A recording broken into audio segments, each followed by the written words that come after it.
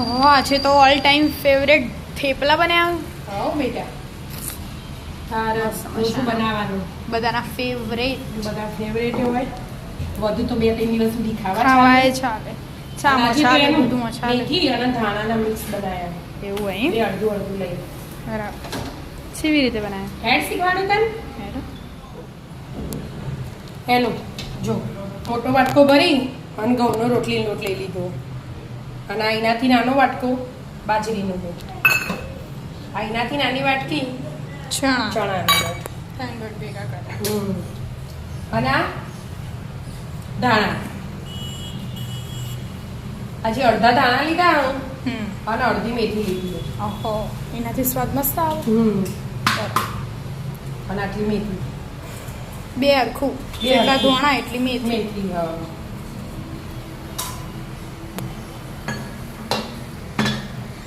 અને આજે દહીં નહીં ને એનું આપણે ગમથી આવે એટલે જમાઈને હવે બપોરે ભાગી દીધું છાસમાંથી એટલે એક્સ્ટ્રા પડી નહીં એટલે દહીંની જગ્યાએ લીંબુ નીચોઈ દઉં.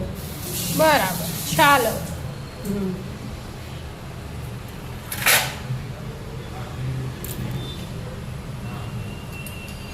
અડધું કાકું અડધું આપણે ઓછું ખાટું ગમે ઘરમાં બધા એટલે અને આદુ અને મરચાં નાખ્યા ને મીઠું સ્વાદ અનુસાર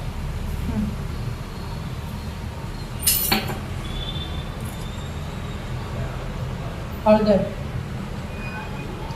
મરચું લાલ મરચું લીલા મરચાં મેં તીખા જ લીધા ધાણા ધાણા જીરું આપણે ધાણા જીરામાં જીરું એ રાખીએ એટલે બરાબર એક્સ્ટ્રા જીરું નહીં નાખવાનું અને અજમો નખવો જ પડે મસળી નાખી દેવાનું તલ અને વરિયાળી પાવડર આપણે પાવડર કરેલો જ છે એટલે આપણે પાવડર જ નાખી દીધો. ખોડવા બેવું ના પડે. ગરમ મસાલો આ તો મરી પાવડર આવી અને ગરમ મસાલો ઘેર બનાવેલો ગરમ મસાલો અડધી ચમચી અને 2 ચમચી ખાંડ સ્વાદનો બેલેન્સ કરવા. ખાંડ ઓછી નાખવી હોય તો એ નખાય. બરાબર. અને તેલનું મોણ લઈ લીધું મુઠ્ઠી ભર. એટલું ના જોવો બેટા ઓછું જુઓ ઓછું જોવાનું થોડું. હા મસ્ત હવે પાણીથી જ લોટ બાંધી દેવાનો. પાણીથી લોટ બાંધી દેવાનો મસ્ત. અત્યારે ગરમી ખાવાની ઈચ્છા ના હોય ને એટલે આવું બધું ચાલે. એટલે હલકો ફૂલકો નાસ્તો થેપલા ગુજરાતીઓના ફેવરેટ હોય.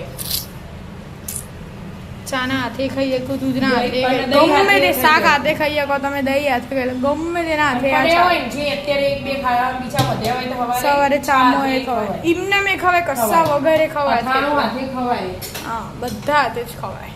ઓલ ટાઈમ ફેવરેટ આઈટમ બધાને ગુજરાતી હોય બધાને ભાવતા જ હોય. મસ્ત લોટ બાંધી દેવાનો. બાંધી દો